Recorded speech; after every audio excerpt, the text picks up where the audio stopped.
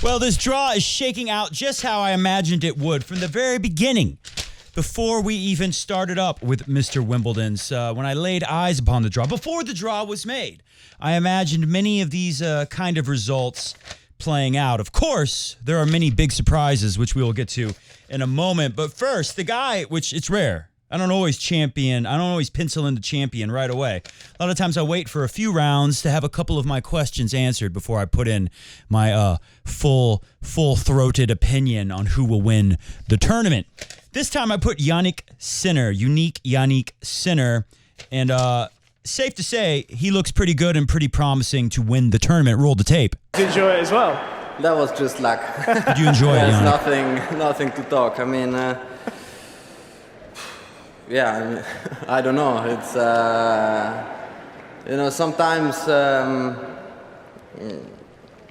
don't know what to say, honestly.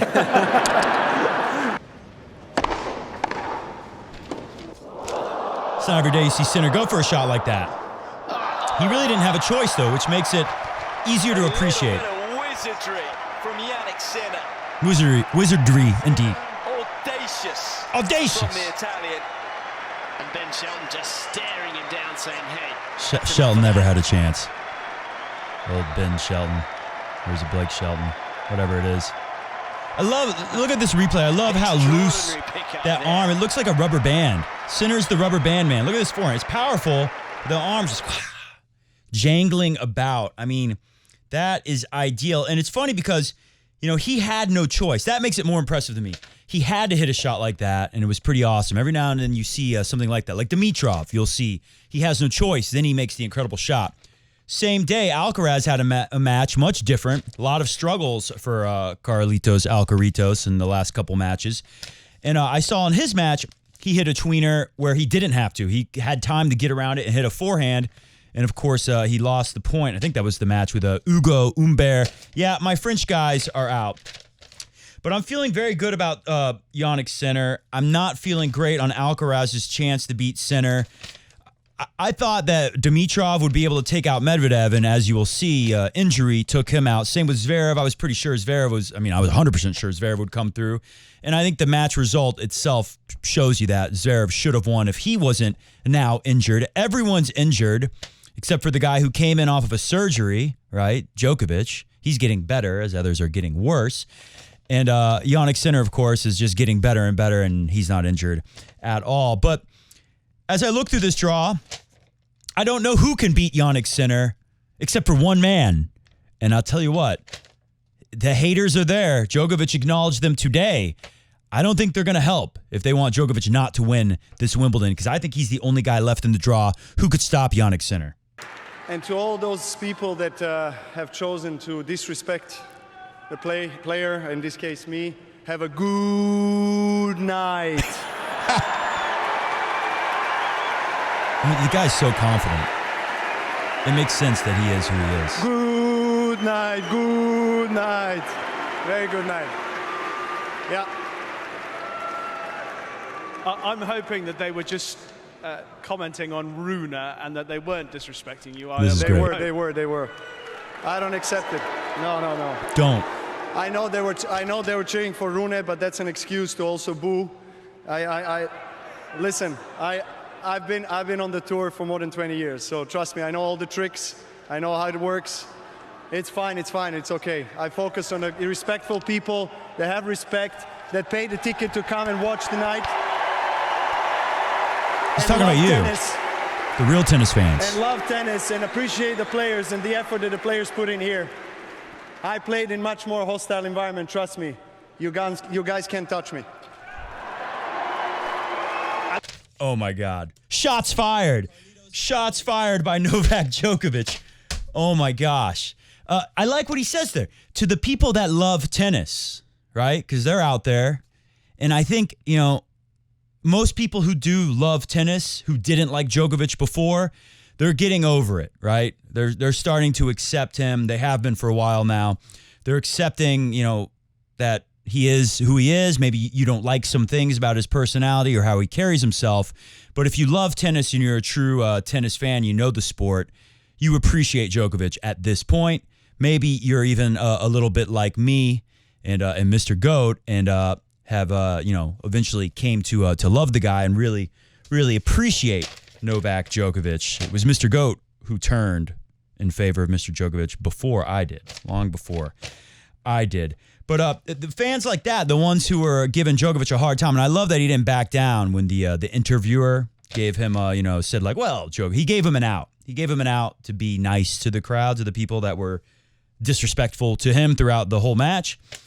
And Djokovic said, no, I don't accept that. And I love that. That is, obviously he is, he is who he is, as I was saying. You can see how he has got to this point and carried himself through, as he said, many more hostile environments than the one he was in today. And that was great. You guys can't touch me. I think the only person who can touch him is Jannik Sinner. But you never know. Sinner is going to become more and more of a favorite. Let's look at our draw. What do we got going on tomorrow? Jannik Sinner and Medvedev. I don't think Medvedev is going to be able to do it. I don't even think he would have beat Dimitrov. Maybe. He could have beat Dimitrov if Dimitrov would not have gotten hurt in that match. But it would have been a tough match, and it would have made it even harder for him to beat Sinner. Now, anything's possible. Sinner's becoming more and more of a favorite, and the pressure is going to build on him. Although he doesn't seem to be a guy that feels much pressure, does he? He's like the best person to compare Sinner to is Bjorn Borg, right? He stays very cool out there. And it's amazing to see. You see him get a little angry sometimes. And I remember they used to talk about Federer and say, Federer stays so calm and cool, but he had plenty of outbursts, especially in 2018 when he was, after the dominant. He came back and was winning again, and then he had some kind of hand injury that they kept on the DL. And, he was getting really angry in some matches. Roger would do it constantly. So he never got as cool and calm and collected as we see with Jannik Sinner. Alcaraz and Tommy Paul. I think there's a chance that Tommy Paul takes Alcaraz out. Alcaraz is not finding the kind of form that he had last year when he was able to win on grass multiple times. Obviously, of course, winning Wimbledon, beating Djokovic in the final. And then below that, and a surprise, my French guy went down. It looked like he got tired. Maybe he was dealing with some shoulder pain as he went down to Musetti. Pericard. Mbappe Pericard. What was his name? Umbeshi Pericard. Taylor Fritz. I don't think he wins today. I mean, he fought and he played great, but Zverev, even when he went up 2-0, he was obviously not moving the same. Zverev looked kind of slow in those first 2 sets and is still able to win them. And then De Minaur and Djokovic is what we have coming up next. I mean, take a look at this. Let's go here first. Demon arrives 2 hours late to the presser after injury scare, but will be good to go for Joker quarterfinal. It was a weird match point. The Demon wins on match point. He's grabbing. He looks before he grabs the hip. He looks at his box, and he just won. He just won the match, and he hit a great shot on match point. So he should be, super excited, right? He should be super stoked, as Taylor Fritz and the dudes in California like to say. But he looks with worry, right? He looks very concerned to his camp, and they look very worried. And then he grabs on his right hip. So he arrives 2 hours. Now, this is a good sign. 2 hours late means they went to the physio and they dug into that hip and they worked it out hard. I say that gives him a better chance. Where I had more details. Where are my details? They're not here, but basically he played it off and said what I'm saying. He said he did the work already. He did the recovery work, and he said he's probably going to feel good tomorrow. It's probably more of a scare because it kind of just came out of nowhere and surprised him on not the match point where he won, but a previous match point, a couple points before. He said he slid out to his right side and felt something. He said he feels kind of ginger all over, but he thinks he's going to be good to go to play the Joker. That was already going to be a tough one. I was giving Demon more of a chance, even though I said after I saw that last Djokovic match, not today's match, I was going to make my decision. I made my decision before I knew Demon was hurt, before I knew Zverev was hurt, and that Taylor Fritz would be taking his place in the draw. And I penciled in Joker playing Zverev in the semis. And I was going to wait until after today to say whether or not I thought Joker would beat Zverev. Well, I think he will. I think he won't even have to. I think he'll beat Taylor Fritz. He will take out Taylor Fritz. So who does the Fritz got to play again? I mean, Team Djokovic must be ecstatic about that. Oh, Musetti. All right, so Zverev or Fritz would have taken out Musetti, no problem. Musetti's playing great on grass for him, but it's not going to be enough against a guy with that kind of firepower here at Wimbledon and Taylor Fritz. We'll give him a chance because, Fritz can blow it. He could. But I think Taylor Fritz comes through there. I think the Joker comes through the now injured Alex de Minaur. What was that? Let's look at another one.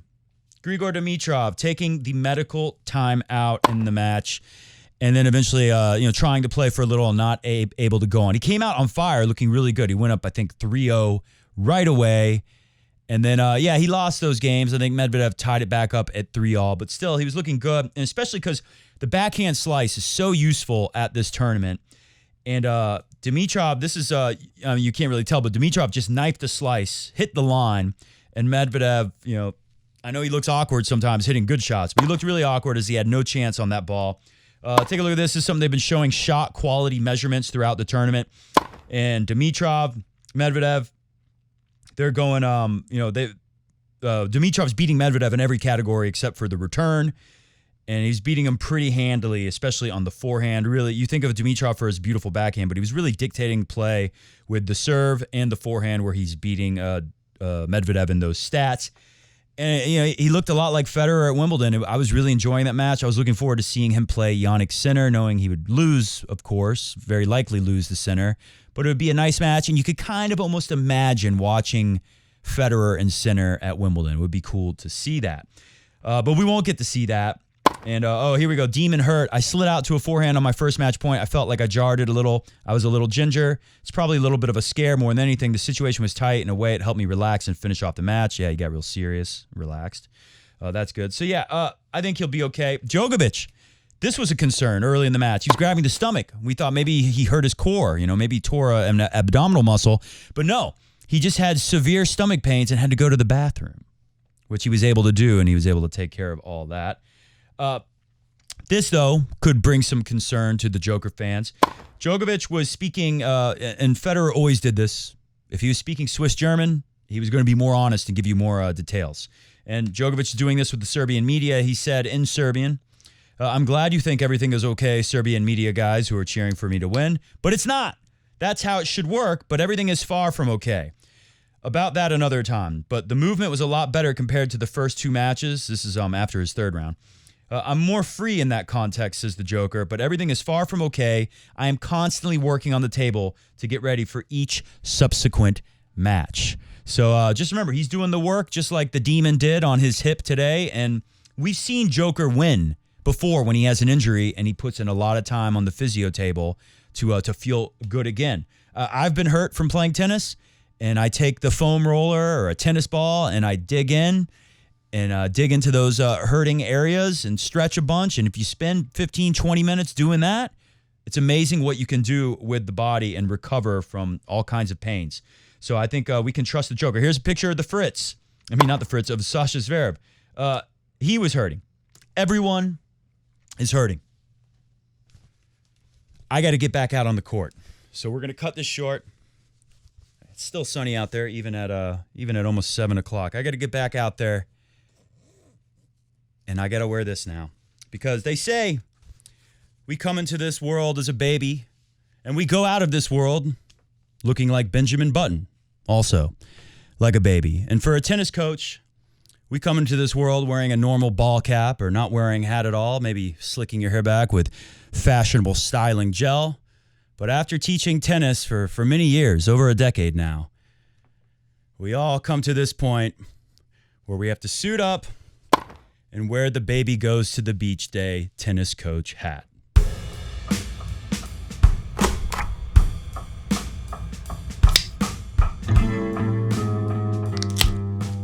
Quarterfinal set. Mr. Baby Goes to the Beach tennis coach guy. I'm back. Technology's so amazing, I was just here a few hours ago talking about tennis. Went to the tennis courts, hit some tennis. And I'm back here talking about tennis again late at night. I'm pretty tired. So we won't go too much longer, but the quarterfinals are set. As you can see, there's all kinds of noises going on in the background. Hey, we don't care. It's too late. But have a nice, delicious beer after the long day of work is done. Tennis camps, tennis lessons, tennis matches to watch on the phone while driving a car sometimes. At the red lights. Watch at the red lights. Listen on the road. That's how you do it. Just taking one last look at this. So tomorrow, Sinner and Medvedev. All right, I'll make a pick. Sinner in 3. Could be 4. Likely could be 3. I don't know. I mean, Medvedev, great player. You know, he figured out how to move on the clay and had some good results. He's getting better on grass. I could see him having good results at Wimbledon for sure. He's definitely got a nice ball for it, right? You know, a long time ago we said Medvedev is Novak Djokovic with a big serve. And, you know, in a lot of ways that's true. There are things they do differently, especially here at Wimbledon. But still, with his shots, just, you know, the deep penetrating, flat, low bouncing balls on the grass, those shots should work well. But I think the biggest thing with Medvedev is the same thing with clay. Like, he's still getting better at the movement.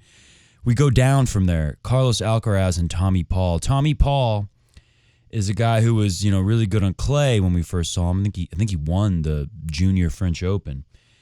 And he's just one of those, you know, you typically like what's his name? Arthur Fils. It was a good result for him. He's a young guy, and he had a nice run here. How about Mpeshi Perikar? It's the best result of his career. But typically at Wimbledon, we don't see that because it's such a different surface, and these guys play so little on it, and most people don't grow up seeing grass tennis courts. You know, it's kind of, especially here in the United States, very rare to even see one, let alone get some serious time developing your game on the grass. So typically we see guys who've been around longer, like Tommy Paul. He's been around now, and they figure out ways to adapt their game. And I think the biggest, you know, Tommy Paul's a great mover. And they figure out how to adapt their movement for the different surfaces. Tommy Paul, he's getting there, and maybe Medvedev still has some more work to do. But who knows? Maybe Medvedev will win it in 5, and I'll look like an idiot tomorrow. Either way, I think these matches will be fun to watch for sure. The biggest question mark is Alcaraz. Like, when is he going to snap to and start looking like the guy who won Wimbledon? We've seen it at times, but just not nearly consistent enough. And I don't know, maybe is it because he had to spend that extra time at French Open, and then you know when you make the final, when you win the tournament, you have a lot of media obligations. Maybe it took him longer to shift his mindset over to the grass. Comes in, you know, more exhausted, like Iga Swiatek said. You know, she wouldn't have lost to the nice Kazakh woman, if she would have took a vacation after the French Open. Musetti and Fritz. Oh, I got to make a prediction. Oh, man. Alcaraz wins in another 5-setter over Tommy Paul.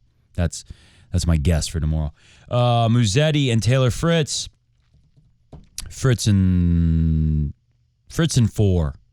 Fritz in 4. He'll cough one up, but he's got to win that. If he doesn't win that match, oh, my God. Then I'll really not like him. Djokovic and Demon. Joker in straight sets. I'm going Joker in 3. I wanted to say 4 because of the injuries and the issues, but you know, Djokovic, he's certainly the greatest of all time at one thing. You know, if you don't think he's the greatest of all time, if you're one of those people, you say, I don't know, winning all these Grand Slams, it's not enough anymore. He needs something else. He's definitely the greatest of all time at working extremely hard, right? And he's definitely, you know, he's putting in the work to come back. What was I going to look at? Okay, I got this for you. First, let's look at Sinner's year. I saw this from Tennis TV. They always post good stuff on the Instagram. Wins the Aussie. Wins Rotterdam. Rotterdam, slow and low. It is a low-bouncing, slow, hard court indoor. Indian Wells, very high-bouncing, slow surface, but fast conditions. With the extremely low humidity, thin air, and all that. Miami, faster, lower bouncing, more humid, but it's a faster court, and it bounces low, and the ball gets to the court more. He wins it. Her semifinals still a good result on the this is not hard court. I am hard court specialist, said Medvedev about the very slow, high-bouncing Indian Wells hard court.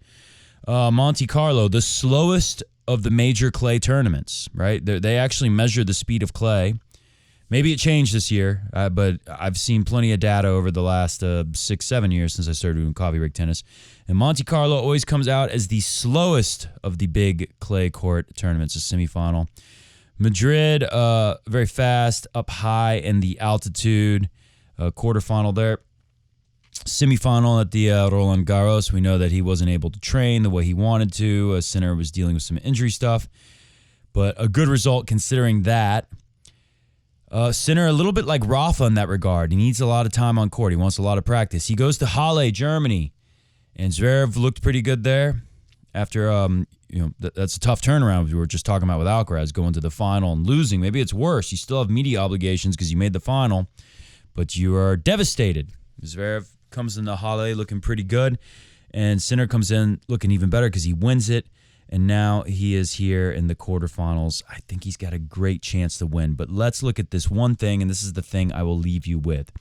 Sinner, first serve placement statistics. Now, when they showed this stat, I think this is his second round, they said, look at the variety. Look at how he is really mixing it up. 45% out wide in the ad court, 20% at the body, 35% up the tee, 43% up the tee in the deuce, 19% at the body in the deuce court, 38% slice serves out wide in the deuce court. The Roger Federer Wimbledon deuce side serve préféré. Anyways, so yeah, this is good, but think about that stat. If I find it when I'm editing this, I'll pop it in for you.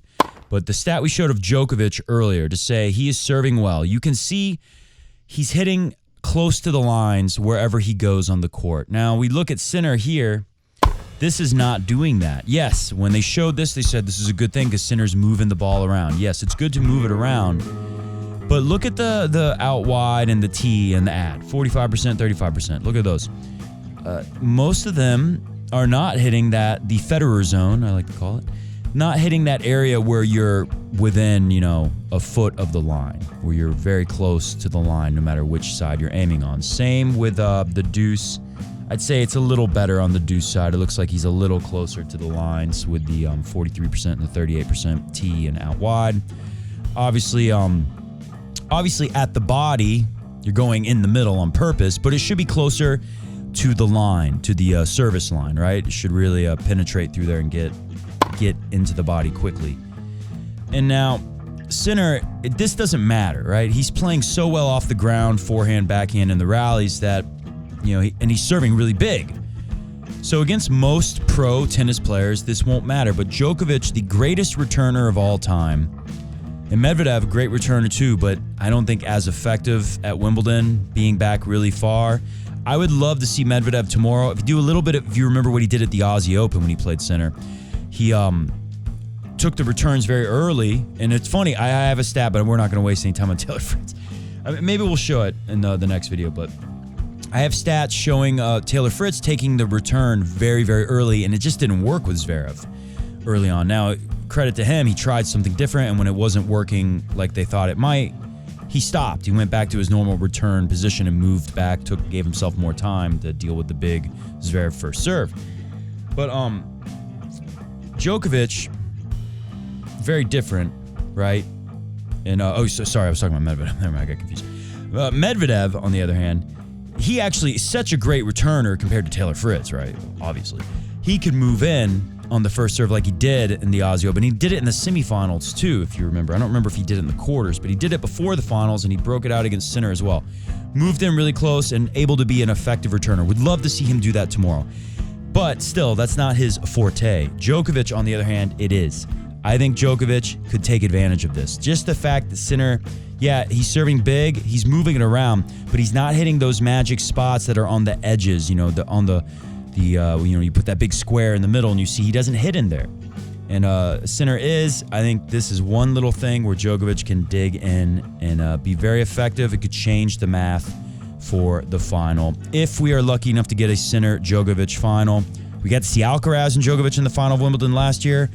I really hope we get to see it again. It's great to see the greats, the legends of this sport, the GOATs of this sport, It's great to see them playing the next generation. I think Roger Federer said something like that recently. In his day, people didn't play long enough.